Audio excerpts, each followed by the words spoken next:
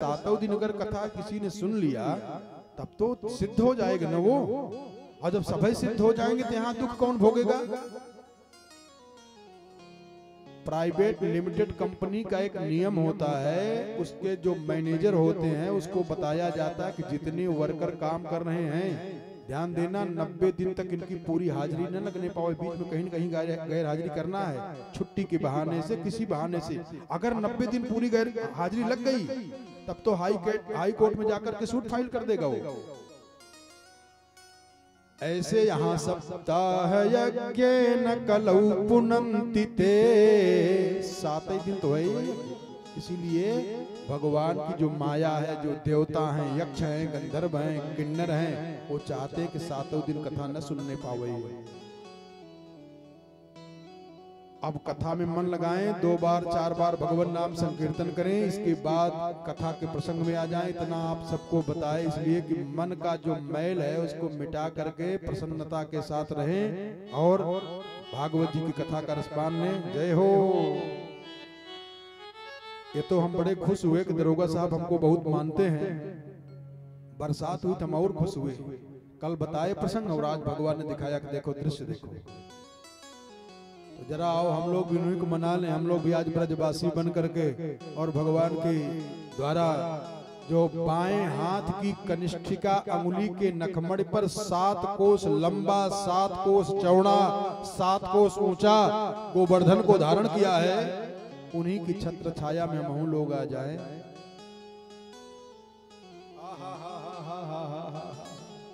सब लोगों को बोलना है प्रेम के साथ,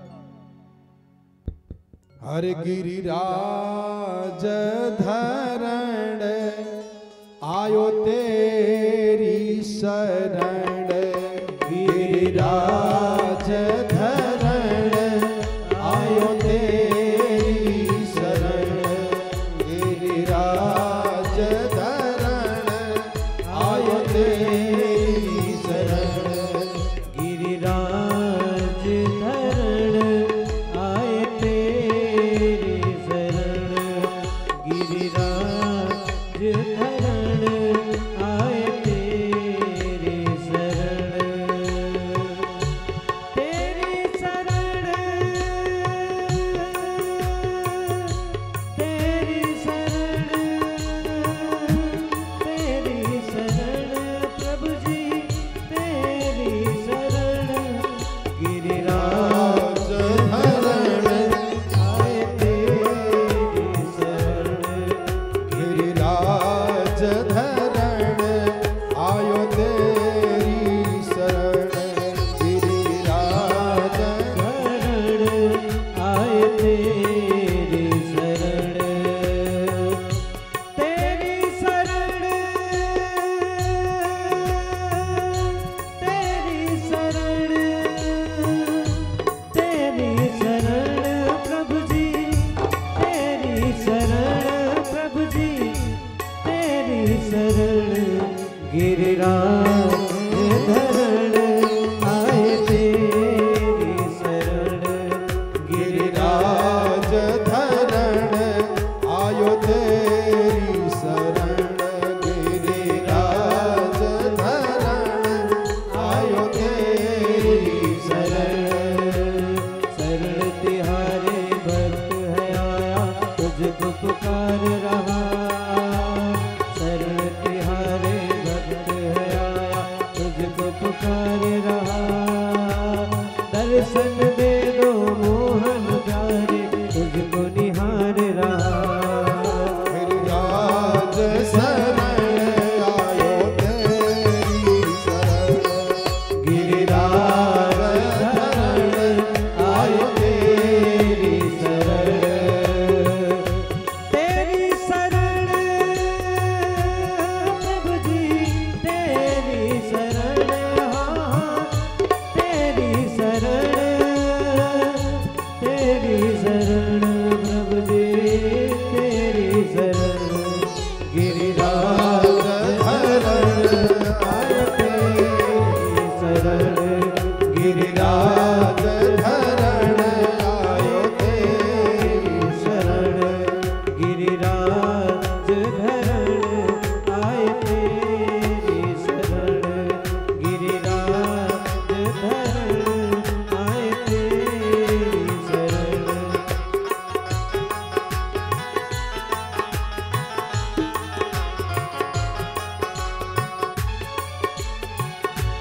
तेरी शरण,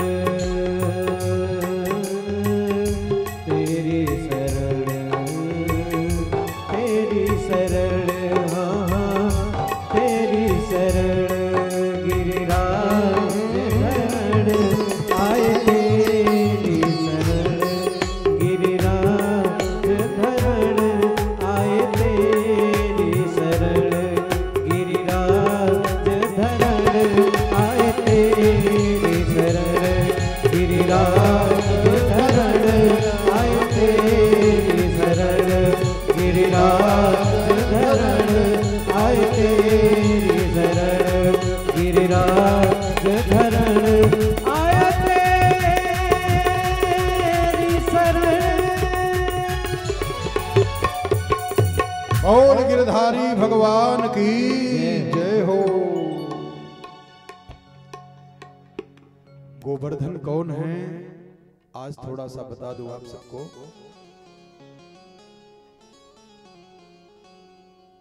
भगवान ने गिरिराज को, गोवर्धन को 7 दिन 7 रात अपनी बाएं हाथ की कनिष्ठा का अंगुली की नखमणि पर धारण किया है। और कब किया है? नंद बाबा, यशोदा मैया और ब्रजवासी सब मिल करके इंद्र के नाम यज्ञ करना चाह रहे थे।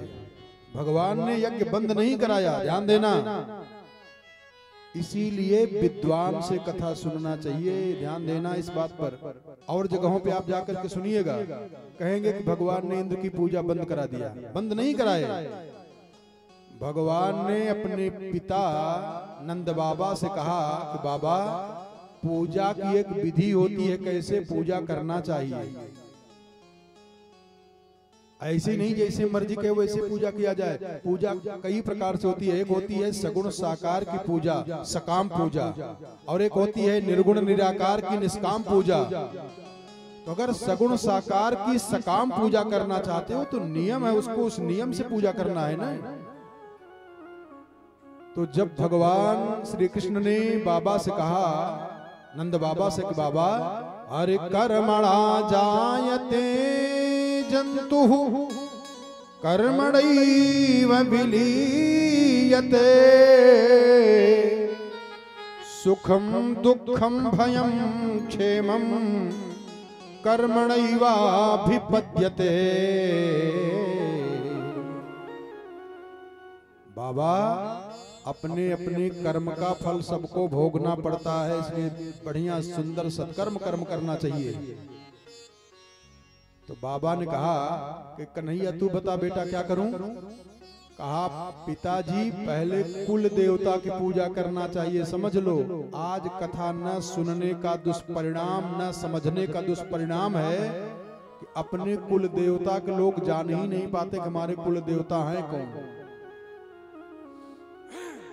नंद बाबा ने कहा कि लाला, थोड़ी भूल हमसे भी हो रही है, हम भी नहीं जान पा रहे कि हमारे कुल देवता कौन है।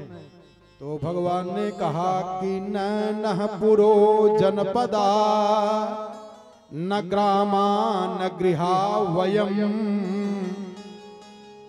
हम लोग न जंगल में, हम लोग न गांव में रहते हैं, न नगर में रहते हैं, न शहर में रहते हैं। हम लोग रहते कहाँ हैं? नित्यम बनौक सस्तात वनशैल निवासिनः। हम लोग जंगल में रह रहे हैं। तो बाबा, जंगल के कुल देवता हैं गिरिराज महाराज, गोवर्धन महाराज, इनकी पूजा करना चाहिए।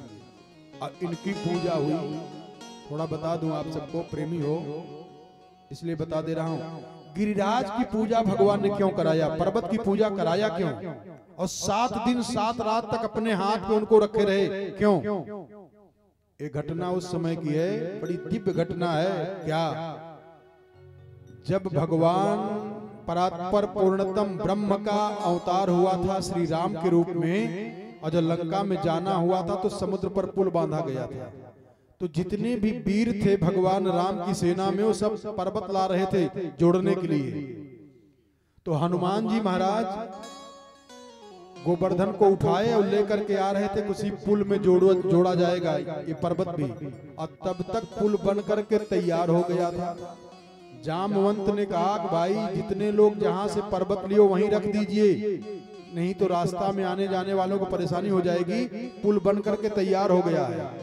तो जहां पे गोवर्धन है इसी स्थान पे हनुमान जी ने नीचे उतार दिया पर्वतराज को, गोवर्धन जी को। तो गोवर्धन रोने लगे। हनुमान जी ने कहा क्यों रो रहे हो? कहा महाराज मैं कितना अभागा हूं, आपके जैसे गुरु पाने के बाद भी मैं भगवान का दर्शन नहीं कर पा रहा हूं। जब आपने हमको उठाया तो हमने सोचा कुछ राम सेतु में मैं लग जाऊंगा, भगवान जब जाएंगे तो उनके चरण की धूल उड़ करके मेरे ऊपर आ जाएगी, तब भी मैं धन्य हो जाऊंगा। लेकिन मेरा दुर्भाग्य देखे नाथ कि मैं उस पुल में भी नहीं पहुंच पा रहा, इसीलिए रो रहा हूं। तो हनुमान जी ने कहा कि आप रोइए मत, मैं आपकी प्रार्थना को भगवान के चरणों में पहुंचा दूंगा। तो जब हनुमान जी आए तो भगवान राम ने पूछा कि हनुमान जी क्यों आप मुख लटकाए हुए हो? कहा महाराज गोवर्धन रो रहे हैं। क्यों? आपके चरणों की धूल पाने के लिए। भगवान ने कहा हनुमान, अरे जिसने आपकी प्राप्ति कर लिया उसको मेरे चरणों की धूल की आवश्यकता नहीं, बल्कि उसके धूल से मैं अपना अभिषेक कराऊंगा। कब नाथ? कहा जब हमारा अगला अवतार होगा तब। अच्छा एक बात आप सोचिए, 7 दिन 7 रात मूसलाधार बरसात हुई है।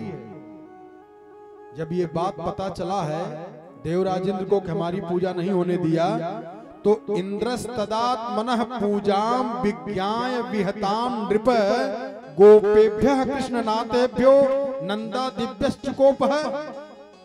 इंद्र नाराज हो गया, और इतना नाराज हो गया कि अपने दोनों गणों को गणम सांवर्तकम नामा मेघानाम चांतकारिणाम, सांवर्तक नामक मेघ को कहा कि जाओ और ब्रज में इतना बरसात कराओ, इतना बरसात कराओ कि पूरा ब्रज रसातल में चला जाए, नष्ट हो जाए। और कहा मैं ऐरावत हाथी पे बैठ के आऊंगा, 49 मरुदगणों के साथ, जो बचा खुचा रहेगा सब मैं उसको तहस नहस कर दूंगा। अहम श्रीमंत, मैं आऊंगा और ऐरावत हाथी पे 49 मरुदगणों के साथ में आऊंगा। सांवर्तक गण आए और मूसलाधार बरसात हुई। मूसलाधार जाने उन्हें? मूसल के जैसे मोटी मोटी धारा, हर हर हर हर हर हर हर हर 7 दिन 7 रात बरसात बंद ही नहीं हुई। लेकिन आप जितना भी पुराण है पढ़ लीजिएगा, कहीं ये नहीं आया कि एक चींटी भी उस पानी में मरी हो। वो पानी गया कहां? जैसे बरसात हुई, आप छाता लगा लिए तो छाता के नीचे वाला आदमी तो बच जाएगा, लेकिन अगल बगल में तो पानी जाना चाहिए। किसी पुराण में ये बात नहीं आई कि अगल बगल की ये गांव बह गया, वो गांव बह गया, केवल ब्रजवासी बच गए। कोई भी नहीं उस पानी से प्रभावित हुआ। पानी का पता ही नहीं लगा कहां चला गया। कहां चला गया जानते हो? आज बता दे रहा हूं कथा में। इतना दिन तक सुने, आप बता दे, कोई बता दे को पानी गया तो फिर कहां गया। इसलिए कहा जाता है कि जब बहुकाल आपका संशय मिट जाए, इसलिए अभी साधारण कथा बता रहा हूं, प्रथम दृष्टिया जो अर्थ बन रहा है उसको बता दे रहा हूं। एक घटना उस समय की है दरोगा साहब। अन्नपूर्णा ने महादेव से कहा कि महाराज ऐसा कोई विद्वान बुला के लाते अपने घर में कि जहिया वो खूब भोजन करता, हम भोजन बनाती हूँ और भोजन जब कम करते हैं मजा आता नहीं। भोजन कोई बड़ी श्रद्धा से बनावे और भोजन करने वाला भोजन कम करे तो बनाने वाले को भी तकलीफ हो जाती है। शंकर जी ने कहा कि देवी जी भगवान की कृपा मानिए, नहीं तो ऐसे वैसे विद्वान है ना, भोजन कराओगी तो श्रद्धा कमजोर हो जाएगी, इतना ज्यादा भोजन कर जाएंगे। एक जगह सम्मेलन था, मानस सम्मेलन। 6 लोगों को आना था कथा कहने के लिए, और जो व्यवस्थापक थे 2 भंडारी रखे थे, भैया भोजन बनाना। कहा कितने लोग आएंगे? कहा 6 लोग आएंगे। अब भंडारियों ने बेचारों ने 6 लोगों का अंदाजा लगाया कितना खाएंगे, उतना रोटी चावल दाल सब्जी पूरी सब बना के रखे, और 2 ही लोग आए। शुरू कर दिए उड़ाना। 6 लोगों का राशन पूरा उड़ा डाले और अभी खा ही रहे हैं। तो गुस्सा में जो भंडारी था कहा महाराज दूधवा में 4 पूरी डाल दूं क्या तोड़ के? कहा पागल हो क्या यार, जब रोकूं तब पूछना चाहिए, काहे पूछ रहे हो? तब एक ने कहा भैया गैस फिर जलाइए। फिर गैस जलाए, फिर बनाना शुरू किया। और जब वो दोनों खा के गए 6, 7, 8 लोगों का भोजन जब जाने लगे तो भंडारियों